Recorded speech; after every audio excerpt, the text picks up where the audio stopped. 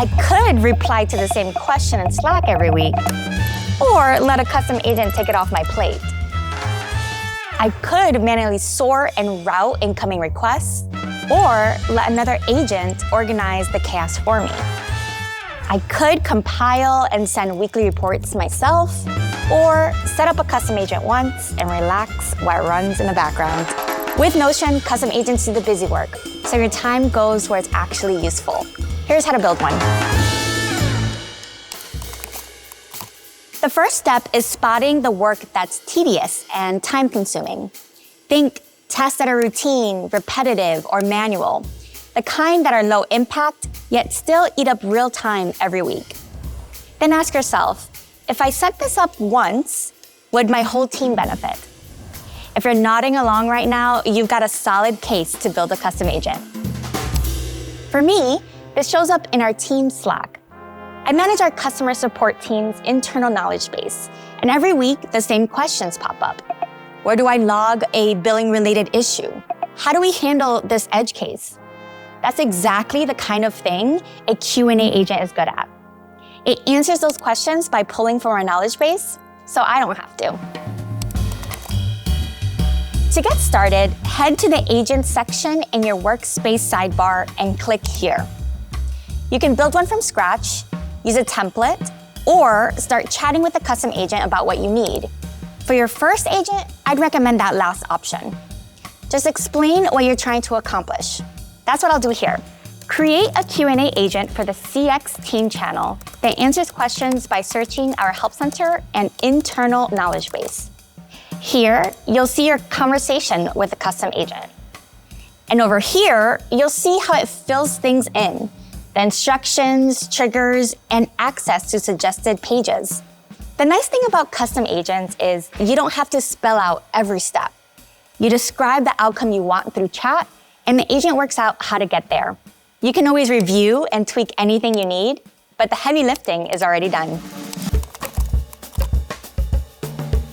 As you chat with a custom agent, you can follow along with what it's building. We'll start with triggers. Triggers tell your agent when to run. Some are event-driven. They run when something happens, like a new Slack message or a page added to a database. Others are scheduled. They run automatically on a defined schedule, every Monday morning or at the end of the day. For our Q&A agent, the moment is pretty straightforward. When someone wants an answer, they should be able to get one. In my example, the custom agent already set up 2 trigger options, when it's @mentioned in Notion and when a message is sent in Slack. When you're instructing your agent, clarity matters. Be clear about the goal and the outcome you're looking for. Think of your custom agent like a capable teammate. You give them the goal, then let them run with it. Start by showing what good looks like. You can cite or add specific examples your custom agent can learn from. Then, point the agent to the right sources. This is where you can @mention specific pages, people, or databases, or drop in links you want it to reference. And finally, it helps to think in simple if-then terms when chatting with your agent. This is how you guide the agent's judgment. For example, you could say, if the answer exists in the Help Center, then reply with a short summary and a link. If it doesn't, then say you don't know and point the question to the right team. And at any point, you can open the instructions page and tweak things directly. As you chat with your custom agent, it may populate pages, databases, or tools it needs in the Tools and Access section. If the custom agent works across external tools, you connect those here too. For our Q&A agent, that's usually the Help Center, knowledge base, or a small set of shared docs. The key thing to know, even if pages and tools are pre-populated, you should review and confirm your agent has the right permissions for each one. In most cases, view access is enough. Only give edit access when needed. Use the drop-down next to each tool to fine-tune permissions. With Slack, for example, you choose exactly which channels the agent can read from or post to. It won't see private DMs and it won't respond in channels you haven't configured. To do its job well, your agent may need access to information that isn't meant for everyone. Before you roll it out more widely, it's worth doing a quick access check. Before you let your agent loose, take a minute to test it. Head to your Slack channel, post a question, then see how it responds. Does the tone feel right? Is it pulling from the right pages?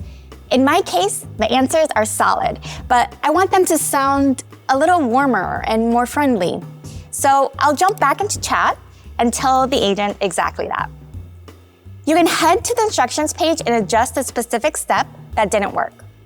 Maybe you add an example, clarify the format, or mention a different page.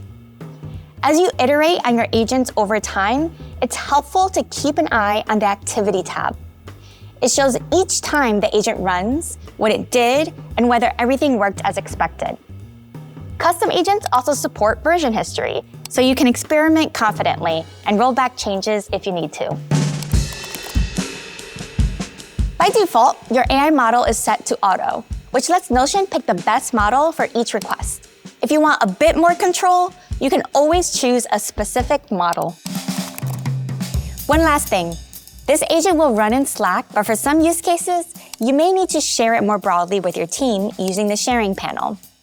You can give teammates can view and interact permissions so they can chat with the agent, or can edit in full permissions if they need to update its settings. And that's it. You've built your first custom agent.